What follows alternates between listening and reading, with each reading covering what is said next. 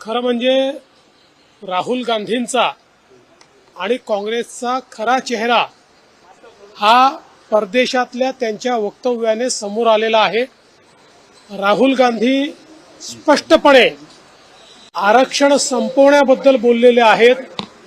एकीकडे निवडणुकीमध्ये खोटा नरेटिव्ह तयार करायचा आणि दुसरीकडे आरक्षण संपवण्याची गोष्ट या ठिकाणी करायची, हे अतिशय चुकीचं आहे। भारताच्या संविधानाचा किंवा संविधानकार भारतरत्न डॉक्टर बाबासाहेब आंबेडकरांचा काँग्रेसने कधी सन्मान केला नाही। बाबासाहेबांना त्यांनी लोकसभेमध्ये निवडून देखील जाऊ दिलं नाही। 2 वेळा षडयंत्र करून बाबासाहेबांना पराभूत करणारं हेच काँग्रेस आहे। केवळ मतांच्या करता कशा प्रकारे ते खोटा नरेटिव्ह करतात हे आता राहुल